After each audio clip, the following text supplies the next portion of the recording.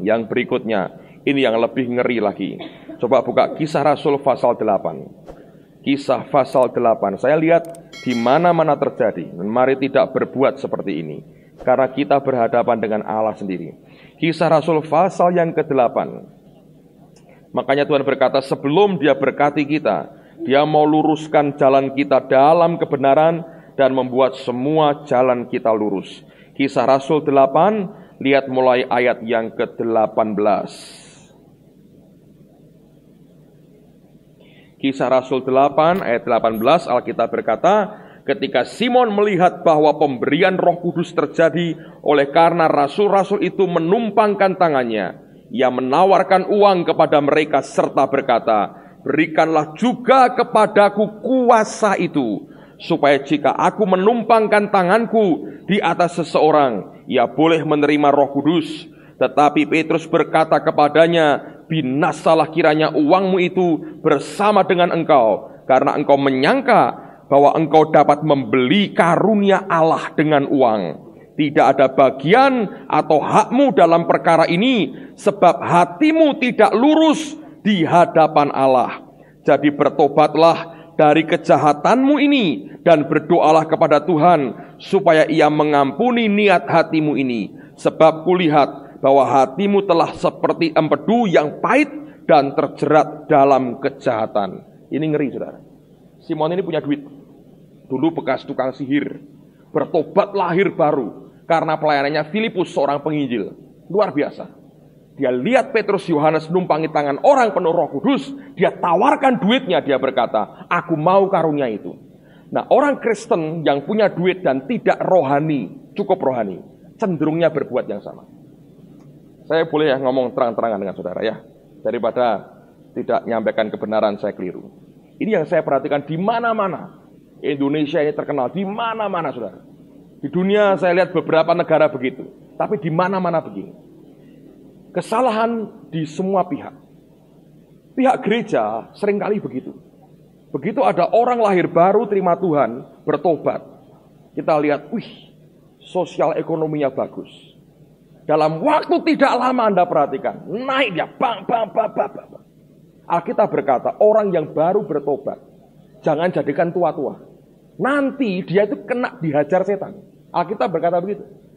Tapi lihat karena kebutuhan ini.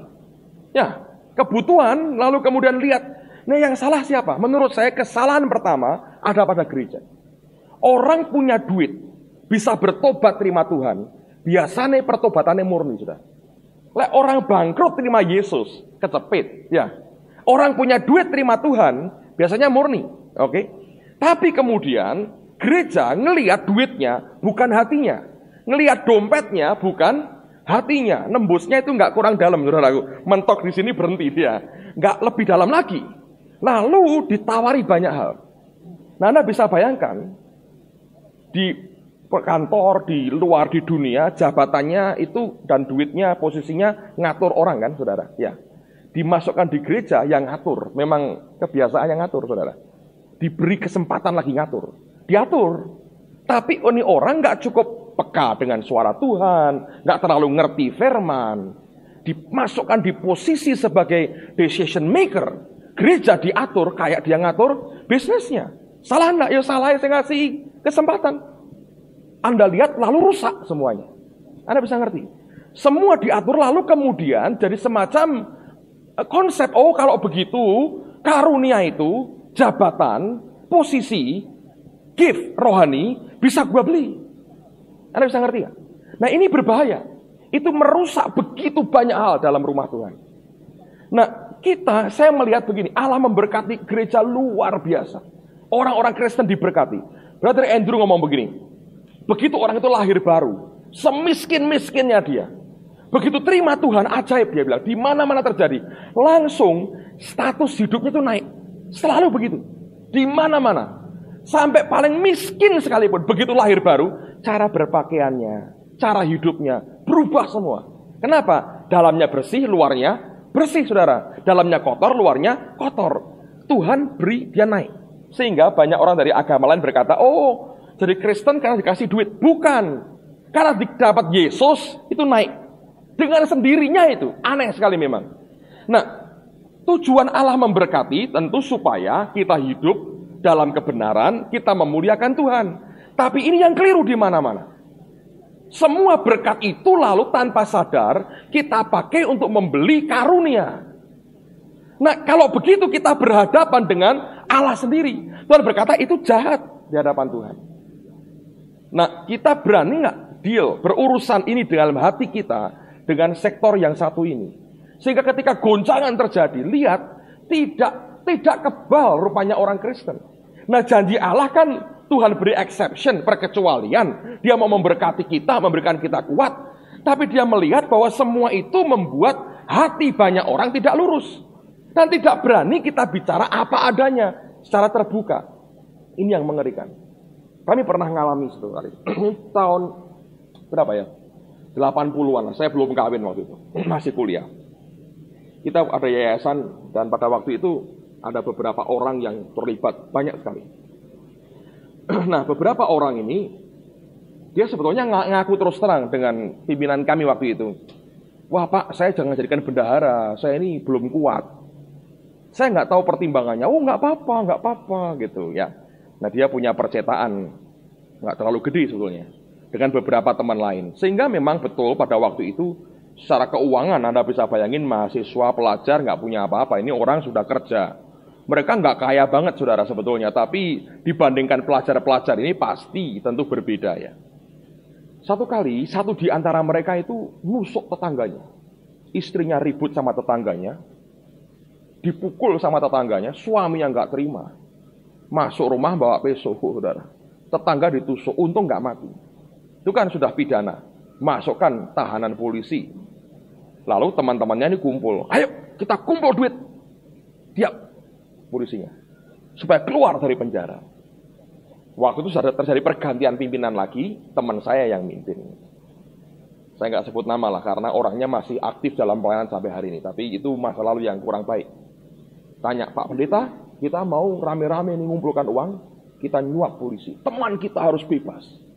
Teman saya berkata, wah saya nggak cocok dengan cara begitu. Apa tidak ada cara lain kecuali harus mengumpulkan uang dan nyuap? Ya tapi ini harus, kan kita kasih katanya. Rupanya konflik terjadi saudara. Konflik saya nggak ikut terlalu dalam karena saya nggak ngerti. Mereka meeting lalu ini pendeta kayak begini, wah nggak bener. Lalu terjadi konflik. Breng. Ada hamba Tuhan satu nimbrung di tengah-tengah mereka. Wah ngeri saudara. Saya masih kuliah, belum terlalu aktif. Saya hanya nyampaikan firman, nggak masuk dalam organisasi. Tapi saya dengar dari dua belah pihak. Wah ngeri apa yang terjadi. Satu kali mereka nekat keluarkan itu dengan cara segala macam. Dan kemudian mereka pamitan mengundurkan diri. Dan mereka berkata, tak lihat nanti. Nah, kami tidak masukkan uang kami. Ini kelompok bubar dalam waktu singkat. Duit dapat dari mana lu katanya. Saya dengar sendiri, waduh saya kaget. Ya. Itu orang Kristen, penuh Roh Kudus. Bahasa roh loh saudara. Bahasa roh. Duit bisa berbahasa roh rupanya saudara. Selesai, keluar mereka. Dalam waktu 3 bulan. Ada 5. Yang pendeta mati. Ya. Mati karena nggak tahu kenapa, terus mati. Satu lagi dijuluki jutawan muda. Dalam 3 bulan habis. Bayar listrik nggak bisa, diputus PLN. Yang satu lagi, nyetak kalender porno. Masuk penjara. Habis. Satu lagi, habis juga. Satu lagi, belum habis. Tapi tunggu 2 tahun, mati lagi kecelakaan. Ngeri. Semua yang Tuhan percayakan tidak pernah bertujuan supaya kita play God, kita bermain sebagai Tuhan. Orang Kristen yang mencoba bermain sebagai Tuhan, Anda akan rugi besar. Kenapa? Bermain sebagai Tuhan artinya tanggung jawabnya Allah dipikul Anda sendiri. Nah siapa yang mau mikul tanggung jawabnya Tuhan? Saya bilang saya nggak mau. Nggak ada satu orang pun mampu mikul tanggung jawabnya Tuhan. Bermain sebagai Tuhan oleh karena uang itu berbahaya. Karena itu ini semua ini merupakan shock terapi buat gereja. Lihat, cek hati kita masing-masing. Oke? Karena itu tidak ada orang Kristen kebal. Semua akan digoncangkan. Lihat reaksinya seperti apa. Pada waktu semua itu. Nah, ini akan membuktikan. Tiba-tiba orang yang dulu banyak nyumbang, bangkrut mendadak. Gereja masih mau deket-deketnya. Atau Bapak tolong mengundurkan diri. Atau apa sebetulnya? Reaksi akan muncul dan ketahuan semua. Dari sini akan ketahuan semua kualitas di dalam kita seperti apa. Oke. Nah sekarang apa yang perlu buat kita, saya mau sampaikan beberapa rambu-rambu yang penting buat kita. 4 hal saya mau sampaikan sebelum kita selesai. Sekali lagi 4 hal ini juga beberapa akan jadi shock terapi mungkin bagi beberapa Anda. Tapi saya sampaikan apa adanya kepada Anda. Ada 4 ini penting buat gereja sebetulnya. Yang pertama, coba belajar mulai sekarang, ambil langkah bebaskan diri dari hutang. Bebaskan diri dari kerja pakai uang utangan. Coba buka Amsal 22. Oh, Anda bisa, Pak. Ya, Anda akan dicap 666 satu kali. Amsal 22. Lihat pada ayat yang ke-7. Orang kaya menguasai orang miskin. Yang berhutang menjadi budak dari yang menghutang. Jelas. Yang berhutang jadi budak yang menghutang. Jadi kalau Anda mau bebas, belajar hidup bebas dari hutang. Dan ini sistem yang sudah mendarah daging. Ya, dengan begitu gampang kita mau ambil utang. Coba belajar. Berhenti utang, saudara. Karena ini akan membuat kita merdeka betul. Oh ya, mungkin Anda berkata, wah, sugih kurang cepat, Pak. Ya enggak apa-apa. Daripada nanti juga bangkrutnya cepat, saudara. Akan kena lah akibatnya, pasti kena. Kalau semua rontok Anda kan kena. Jadi belajar. Bisa nggak? Bisa menurut saya. Bisa. Saya yakin bisa. Ada seorang hamba Tuhan, dia tuliskan dalam bahasa Indonesia ada bu. Larry Bucket dia berkata begini. Kenapa banyak orang Kristen yang bisa ngasih perpuluhan dari grossnya? Dari total penerimaan gross. Banyak kan dari netnya. Potong pajak, potong berapa, tinggal 10.000, ada 1.000 untuk Tuhan. Gitu. Potong telepon, potong ini, potong jajan, potong semua pokoknya. Sampai murni, diperes susu murni nih, gitu. Ambil perpuluhannya. Gitu. Kenapa begitu? Karena hidup dari utang sih. Semua bukan barangnya dewek sebetulnya. Ya toh? Barang utangan semua sebetulnya. Nah itu membuat kita diperbudak. Nanti kalau yang memperbudak itu mau ambil hidup kita, dalam waktu singkat, kolaps, saudara. Nah sekarang mulai belajar ini mumpung baru pemanasan sih, ya baru pemanasan. Tadi saya baru dengar redaktur IMF itu mengatakan, mungkin masih ada lagi bank akan dilikuidasi. Dia berkata gitu. Mungkin permintaannya IMF panjang, saudara. Jadi mungkin akan kena lagi. Bingung, motor kemana? Bawa bantal. Ayo, pembantu yang nemu. Oh di bantalnya nyonya ada duit banyak. Motor di mana, saudara? Ayo, di uang itu ditemukan ya. Ada kan itu pakai jenis kertas, tidak sembarangan kertas ya. Itu ada satu kuman yang hidupnya di uang kertas, saudara. Itu secara naturalnya. Namanya roh mamon, rohaninya. Tapi betul ada. Anda mau bantalan pakai kuman begitu? Mau apa, saudara? Simpen di mana? Bank asing. Bunganya cilik, Pak. Katanya gitu ya. Mau bank apa, saudara? Ngeri sekali. Kita belajar hidup dari uang berkat Tuhan, saudara. Jangan duit utangan. Oke, ini yang pertama. Anda akan jadi budak. Coba buka Roma pasal 13. Roma pasal 13.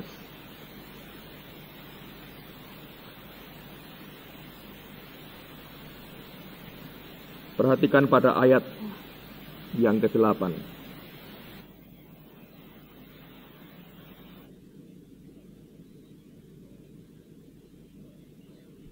Roma pasal 13, perhatikan pada ayat yang ke-8. Alkitab menandaskan sesuatu yang jelas sekali buat kita.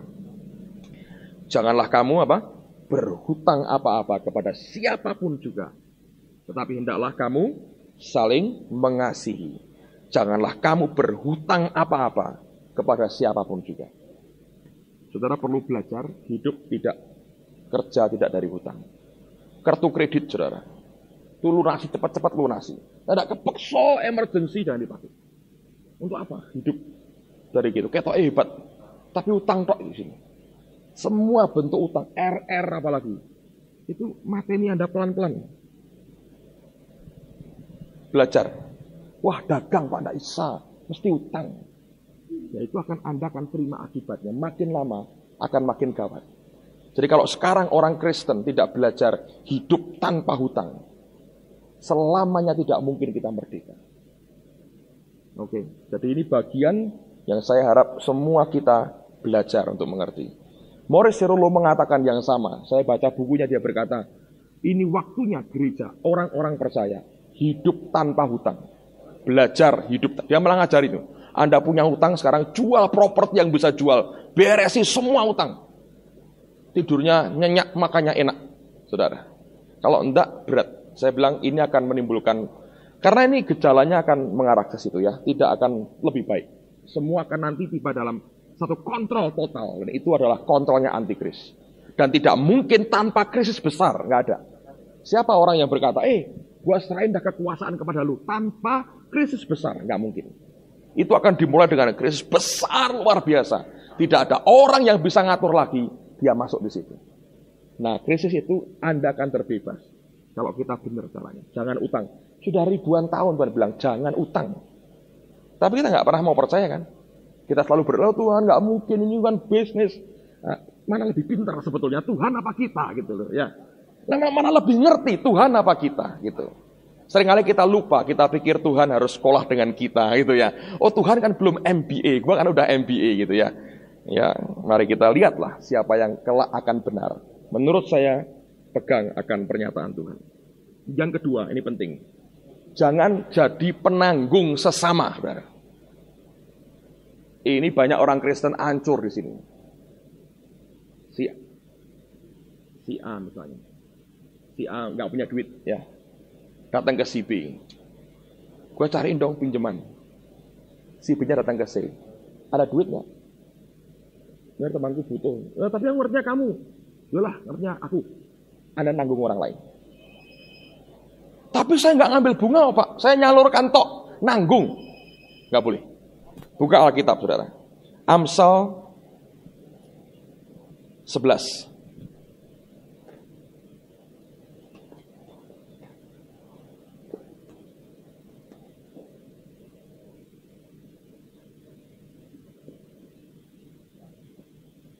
Amsal 11.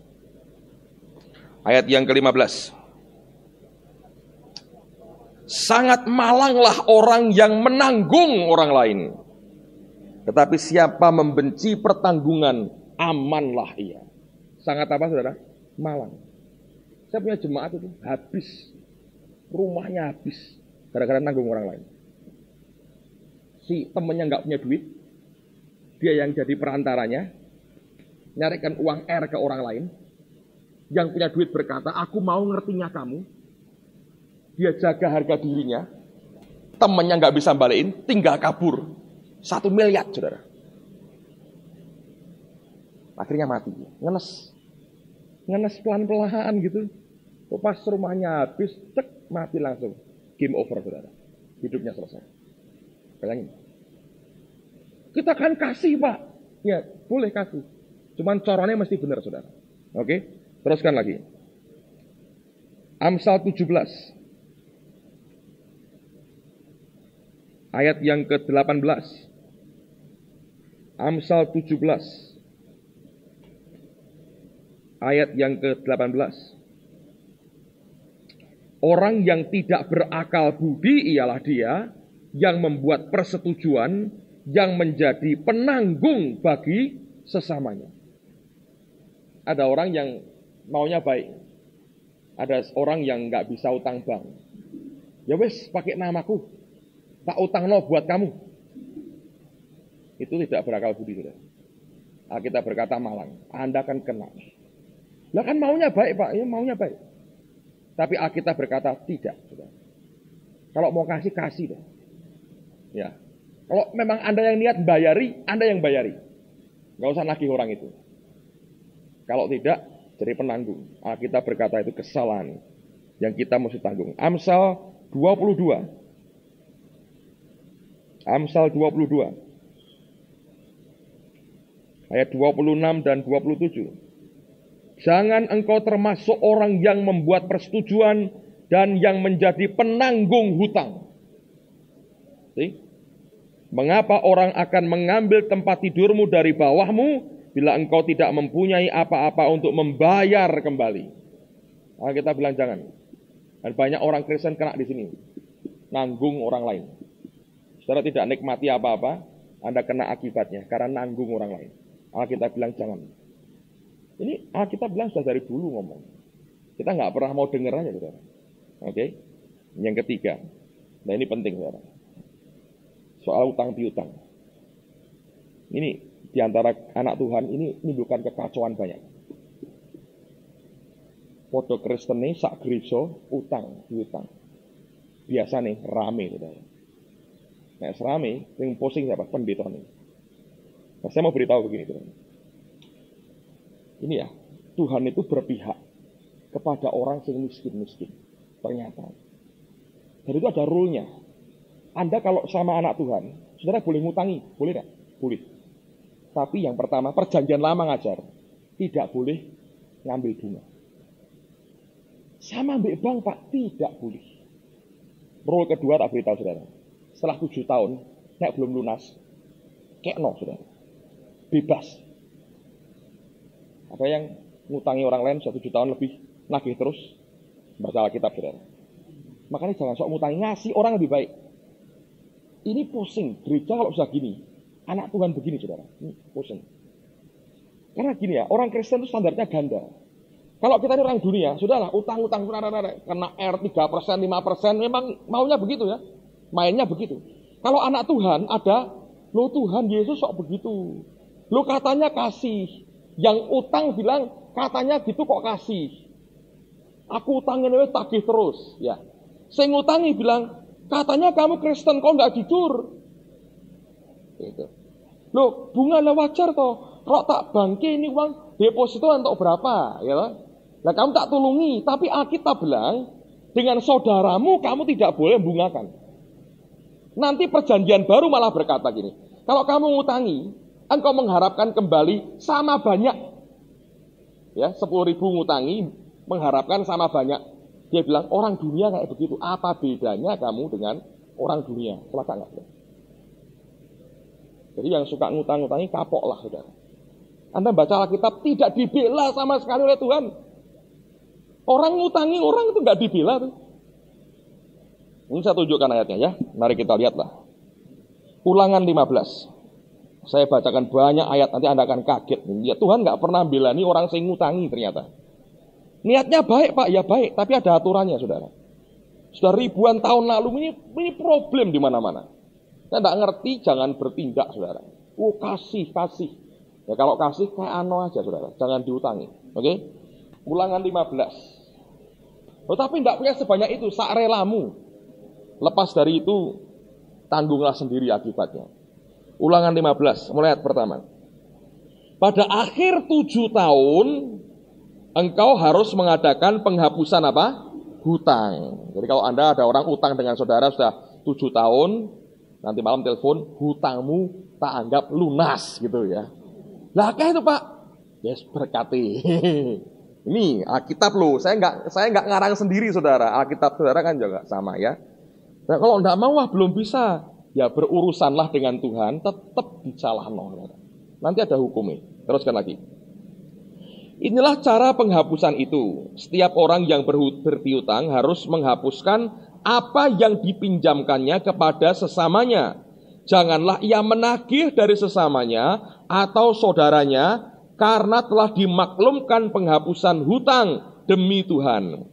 Dari seorang asing boleh kau tagih, tetapi piutangmu kepada saudaramu haruslah kau hapuskan. Maka tidak akan ada orang miskin di antaramu. Loh, bagus toh saudara ya. Mestinya maunya baik. Nah kalau mau nulungi gini caranya. Utangi, ya toh? Utangi jangan harapkan balik. Nah dia belum bayar 7 tahun, lunas gitu. Nah enggak, ini mari penyakit kanker. Ini sakit hati loh, utangku rak dibayar, kerja mati-matian, saenake. Nah ini jadi penyakit, saudara. Lah salah dewi. Ngadep Tuhan dia bilang, salahmu dewi, orang baca Alkitab. Gitu, bertindak tanpa mengerti. Teruskan lagi, ini problem kok di gereja kalau kena gini, pusing, saudara. Teruskan lagi ya. Ayat yang berikutnya. Maka tidak akan ada orang miskin di antaramu, sebab sungguh Tuhan akan memberkati engkau di negeri yang diberikan Tuhan Allahmu kepadamu untuk menjadi milik pusaka. Asal saja engkau mendengarkan baik-baik suara Tuhan Allahmu dan melakukan dengan setia segenap perintah yang kusampaikan kepadamu pada hari ini. Apabila Tuhan Allahmu memberkati engkau seperti yang dijanjikannya kepadamu, maka engkau akan memberi pinjaman kepada banyak bangsa. Tetapi engkau sendiri tidak akan meminta pinjaman. Engkau akan menguasai banyak bangsa, tapi mereka tidak akan menguasai engkau. Jika sekiranya ada di antaramu seorang miskin, salah seorang saudaramu di dalam salah satu tempatmu di negeri yang diberikan kepadamu oleh Tuhan Allahmu, maka janganlah engkau menegarkan hati ataupun menggenggam tangan terhadap saudaramu yang miskin itu. Tetapi engkau harus membuka tangan lebar-lebar baginya dan memberi pinjaman kepadanya dengan limpahnya, cukup untuk keperluannya seberapa ia perlukan. Hati-hati supaya jangan timbul di dalam hatimu pikiran dursila demikian. Sudah dekat tahun ke-7, tahun penghapusan hutang, dan engkau menjadi kesal terhadap saudaramu yang miskin itu, dan engkau tidak memberikan apa-apa kepadanya. Maka ia berseru kepada Tuhan. Ini bahaya, saudara. Tentang engkau, ada dilaporkan Tuhan sama orang itu, ya. Ini kan dalam kaitan utang-utangan, saudara. Ini utang miskin, ya. Sudah dekat mau utang lagi, engkau bilang, udah nggak usah. Nanti marah sekali. Meh lunas utang meneh tambahan, pinter ini. Padahal dia butuh, dia miskin, dia nggak punya apa-apa. Makan aja, jual pakaian, jual apa. Anda tahu menderita sekali. Dan Anda tetap tagih, hatimu marah dengan dia, lalu dia berseru. Anda dilaporkan Tuhan, saudara. Apa akibatnya? Dan hal itu menjadi apa? Dosa bagimu. Loh, sudah ngutangi, jadi apa? Dosa. Salah kok ngutangi, saudara. Allah berkata, kalau ngutangi, jangan tarik baliklah. 7 tahun, ya, kalau belum lunas, ya, sudah. Game over, saudara. Hapus, saudara ya.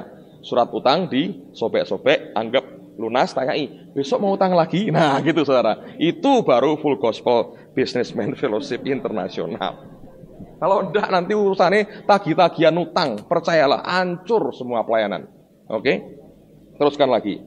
Engkau harus memberi kepadanya dengan limpahnya, dan janganlah hatimu berduka cita apabila engkau memberi kepadanya, sebab oleh karena hal itulah Tuhan Allahmu akan memberkati engkau dalam segala pekerjaanmu dan dalam segala usahamu. Sebab orang-orang miskin tidak hentinya akan ada di dalam negeri ini. Itulah sebabnya aku memberi perintah kepadamu demikian. Haruslah engkau membuka tangan lebar-lebar bagi saudaramu yang tertindas dan yang miskin di negerimu. Sekarang lihat pasal 23. Pasal 23 ayat 19 dan ayat yang ke-20. Alkitab berkata, janganlah engkau saudara, membungakan kepada saudaramu baik uang maupun bahan makanan atau apapun yang dapat dibungakan. Dari orang asing boleh engkau memungut bunga, tetapi dari saudaramu janganlah engkau memungut bunga, supaya Tuhan Allahmu memberkati engkau dalam segala usahamu di negeri yang engkau masuki untuk mendudukinya. Jadi ini kadang-kadang kaitan, saudara ya. Antara nanggung dengan utang ngambil bunga. Misalnya saya ini nggak punya uang, datang kepada saudara, Anda berkata aku nggak punya uang juga sekarang.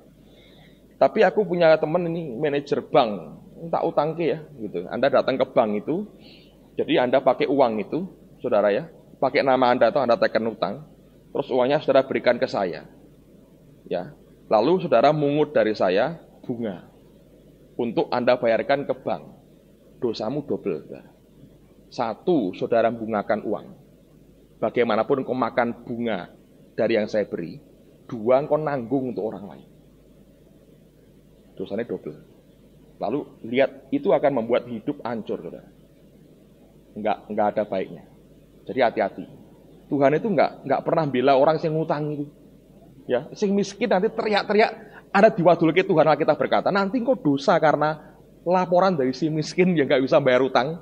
Setelah 7 tahun harusnya kan lunas utang. Masih belum mau utang lagi, Anda marah hatimu. Bongkar, kalau enggak bilang dengan kasih, maaf ini belum bisa memberi lagi. Lebih baik terang-terangan. Daripada Anda paksakan, balikin lo ya. Nah, begitu repot. Oke. tukar-tukar giro misalnya. Terus giro itu Anda tukarkan orang lain, itu Anda nanggung orang lain, kan? Ya toh? Itu kan yang kena saudara pertama-tama. Kan nanggung orang lain. Jangan suka nanggung orang lain, Alkitab bilang. Yang kedua, hati-hati soal utang-utang. Dalam 7 tahun, perjanjian lama bilang, lunas. Oke. Jadi kalau enggak, kalau dagang lainnya, kalau dagang kan ada tenggang waktunya, itu beda. Ini soal ngutangi orang ini. Kalau tidak, ini jadi penyakit dalam tubuh kita. Anda sakit hati aja, mau bangun tidur kurang ajar ini orang, utang tak dibayar-bayar. Motornya ganti, jangan nyar, utang harus dibayar. Sudah 8 tahun, ya sudah saudara. Ya, Anda harus belajar lepas dari semua ikatan kayak begitu. Kami di gereja, di sel, saya nganjurkan, saya ngomong salah terus terang. Jangan suka utang-utangan, satu dengan yang lain. Ketoknya apik, saudara. Nanti akhirnya kalau nggak tahu rule-nya, berat. Saya bilang begini seringkali, sekali kau lepaskan uangmu, jangan harap itu kembali. Sudah, anggap aja Anda memberkati orang itu. Lah banyak Pak, ya sarelamu lalu kemudian. Ya kan saudara? Lebih baik begitu. Nah orang yang, kalau itu lain ya, kalau dia memang butuh untuk makan, untuk apa, rame-rame ditulungi, bagus. Tapi untuk hal-hal lain, soal utang-piutang, tegas soal Alkitab. Dan orang yang memiutangi tidak dibela sama sekali. Saudara harus mengerti. Sekarang lihat Keluaran pasal 22. Jadi saya nggak buat aturan sendiri, saya hanya baca aja apa yang Alkitab katakan. Nanti di rumah Anda renungkan baik-baik. Saya ada fotokopinya, nanti Anda boleh fotokopi ya, saya tinggalkan satu. Keluaran pasal 22, ayat 25 sampai dengan ayat yang ke-27. Jika engkau meminjamkan uang kepada salah seorang dari umatku, orang yang miskin di antaramu. Nah, seringkali orang pinjam uang itu juga tidak miskin, saudara. Kadang kita harus cek. Kadang hanya karena gini, nah. Dia punya barang untuk dia jual sebetulnya. Wah, eman-eman, aku tak utang aja. Ya, makanya harus peka dengan Roh Kudus. Kadang itu bukan dari Tuhan sebetulnya. Ya, hanya untuk menjaga gengsinya dan sebagainya. Itu yang akhirnya hancurnya di situ. Karena hatinya sudah keliru, yang ngutangnya juga keliru. Ya, kita berkata, jika engkau meminjamkan uang kepada salah seorang dari umatku yang miskin di antaramu, maka janganlah engkau berlaku sebagai seorang penagih hutang terhadap dia. Janganlah kamu membebankan bunga uang kepadanya. Nagih hutang aja tidak boleh, saudara. Jadi penagih hutang nelponi seminggu sekali, ngirim orang, polisi dibawa-bawa, tentara digeret-geret, nagih hutang. Kita bilang, kalau itu saudara, umatku, dia bilang, jangan. Bungane juga jangan, saudara. Nah terus piye Pak? Ya memberkati yang boleh, saudara. Amen, saudara. Susah banget imannya. Waduh Pak, hilang duitku ini kalau begini caranya. Ya mungkin, saudara. Tapi ini kan ekonomi kerajaan surga. Makanya lain kali hati-hati. Saya tidak ngajari saudara kikir, tidak. Malah murah hati. Nek ngutangi kan mengharapkan kembali. Memberi kan lebih bagus, saudara. Ya. Di kota lain ada satu anak Tuhan. Terbakar gudangnya. Habis, saudara. Teman-temannya kumpulkan duit. Ngumpul 100 juta. Bukan diutangi, kasih dia untuk modal kerja. Wah, itu bagus. Nggak tak utangi, enggak. 100 juta kumpul, kasihkan. Bagus, ya. Teruskan lagi. Jika engkau sampai mengambil jubah temanmu sebagai gadai. Nah, TV ini diangkuti. Apaan itu? Kolokasi diangkuti. Ya, dulu kan jubah kira-kira ya. Dikatakan apa? Maka haruslah engkau mengembalikannya kepadanya sebelum matahari terbenam. Sebab hanya itu saja penutup tubuhnya, itulah pemalut kulitnya. Pakai apakah ia pergi tidur? Maka apabila ia berseru-seru kepadaku, aku akan apa? Mendengarkannya. Mendengarkan siapa? Saya ngutang, saudara. Saya susah itu mesti dibela Tuhan. Jadi kita hati-hatilah kalau ngutang-ngutangi itu lain kali. Saudara mesti sembahyang ya. Sebab aku ini apa? Pengasih. Sing berseru bukan sing miutangi. Sing berseru dan sing diutangi. Tuhan, dintekno barangku Tuhan. Dia berseru-seru gitu, wah Anda repot. Aku mendengarkannya, dia mendengarkan. Waduh, bapaknya medun gitu, kita bisa apa, saudara? Ya, ini Alkitab loh. Saya hanya sampaikan kebenaran. Mungkin saudara lupa, saya ingatkan aja. Ini masalah ini membuat pusing gereja juga. Teruskan lagi ya, imamat. Biar marem saudara. Kasih banyak ayat. Imamat 25, nanti di rumah Anda baca bolak-balik. Lalu berperkara dengan Tuhan. Lalu lunasilah semua piutang yang ada, dan besok banyak orang bersuka cita. Saudara, utangku dianggap lunas nih. Wah, puji Tuhan. Oke, Ulangan Imamat 25 ayat 35. Apabila saudaramu jatuh miskin sehingga ia tidak sanggup bertahan di antaramu, maka engkau harus menyokong dia sebagai orang asing dan pendatang, supaya ia dapat hidup di antaramu. Janganlah engkau mengambil bunga uang atau riba daripadanya, melainkan engkau harus takut kepada Allahmu, supaya saudaramu dapat hidup di antaramu. Janganlah engkau memberi uangmu kepadanya dengan meminta bunga, juga makananmu janganlah kau berikan dengan meminta riba. Akulah Tuhan Allahmu yang membawa engkau keluar dari tanah Mesir untuk memberikan kepadamu tanah Kanaan, supaya aku menjadi Allahmu. Ini aturannya Tuhan. Nah, sekarang kita bandingkan perjanjian baru. Perjanjian baru lebih ngeri lagi, saudara. Lukas pasal yang ke-6. Lukas 6 mulai ayat 27.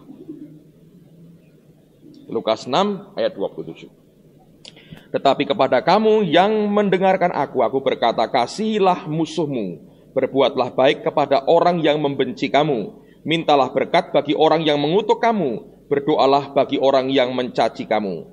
Barang siapa menampar pipimu yang satu, berikanlah juga kepadanya pipimu yang lain, dan barang siapa yang mengambil jubahmu, biarlah juga ia mengambil bajumu. Berilah kepada setiap orang yang meminta kepadamu, dan janganlah meminta kembali kepada orang yang mengambil kepunyaanmu. Oke, teruskan lagi. Dan sebagaimana kamu kehendaki supaya orang perbuat kepadamu, perbuatlah juga demikian kepada mereka. Dan jikalau kamu mengasihi orang yang mengasihi kamu, apakah jasamu? Karena orang-orang berdosa pun mengasihi juga orang-orang yang mengasihi mereka. Sebab jikalau kamu berbuat baik kepada orang yang berbuat baik kepadamu, apakah jasamu? Orang-orang berdosa pun berbuat demikian. Dan jikalau kamu meminjamkan sesuatu kepada orang, karena kamu berharap akan menerima sesuatu daripadanya, apakah jasamu? Orang-orang berdosa pun meminjamkan kepada orang-orang berdosa, supaya mereka menerima kembali sama banyak. Jadi orang yang meminjamkan 10.000, Anda pengen balik 10.000 itu orang berdosa. Ya, kalau Anda minjamkan pengen ada hal yang kau tarik dari kita, dia bilang apa bedanya dengan orang dunia? Jadi kita mesti ngerti ini. Tetapi kamu kasihilah musuhmu dan berbuatlah baik kepada mereka, dan pinjamkan dengan tidak mengharapkan balasan, maka upahmu akan besar dan kamu akan menjadi anak-anak Allah yang maha tinggi. Sebab ia baik terhadap orang-orang yang tidak tahu menerima kasih, dan terhadap orang-orang jahat hendaklah kamu murah hati, sama seperti Bapamu adalah murah hati. Ini prinsip-prinsip, saudara. Tolong direnungkan lagi, ini tidak menguntungkan kalau Anda terlanjur ngutangi orang. Tapi saya berkata, kalau kita tidak mau belajar prinsip ini, kita tersandung, bukan oleh yang lain, tapi oleh Allah sendiri.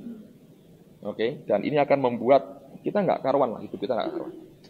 Saudara, percayalah bahwa itu tidak akan menolong sama sekali. Yang terakhir bukan hanya soal utang, tapi mari kita belajar menguasai diri. Mari kita lihat Amsal pasal yang ke-17. Saya akan selesai dengan ini. Amsal 17. Lihat pada ayat yang ke-19. Amsal 17 ayat 19, Alkitab berkata, siapa suka bertengkar, suka juga kepada pelanggaran. Dan dikatakan, siapa memewahkan pintunya, mencari apa? Kehancuran. Nah, banyak orang hanya mengerjakan sesuatu supaya dilihat orang hebat. Itu orang yang memewahkan pintunya. Segala sesuatu kalau Anda beli, Anda ambil dasarnya supaya orang bisa lihat betapa hebatnya kita. Kita berkata itu mencari akan kehancuran sebetulnya. Bagi yang utang, saudara harus bayar. Nggak ada alternatif. Kalau begitu enak. Tak anteni 7 tahun, terus tak kasih ayat aja ya. Tak kasih ucapan terima kasih toh. Terima kasih pada hari ini hutangku sudah Anda lunaskan berdasarkan Ulangan 15 ayat pertama dan khotbahnya Pak Petrus Agung gitu. Nanti saya ditagih hutang sama orang, saudara. Saya berkata enggak. Sikapnya harus dua belah pihak. Yang utang, Anda terlanjur utang, bayar. Saudara. Anda tidak bayar, berkat tidak akan turun. Itu bukan sesuatu yang bisa dimanfaatkan. Wah, beneran kalau begitu. Begitu itu muncul dari hati saudara, salah depan Tuhan. Tapi yang terlanjur ngutangi, putuskan hubungan batinmu dengan uang itu. Anggap sudah tidak balik. Nek balik ya puji Tuhan, tidak ya tidak apa-apa. Wong dasarnya tidak boleh jadi kayak penagih hutang. Oke? Ada yang bahagia, ada yang sedih, saya tahu. Ini berita kurang menarik, tapi saya berkata kalau Anda mau tahu prinsip kerajaan surga, ekonominya kayak begini. Dan dalam gereja ini create problem di mana-mana. Karena apa? Orang tidak tahu rule-nya. Kalau anak Tuhan ngerti aturannya luar biasa. Allah mau kita bukan cuma ngutangi dan mengharapkan balik. Allah mau kita memberi. Sebatas di mana Allah menggerakkan kita. Sebatas hati kita dibuka oleh Tuhan.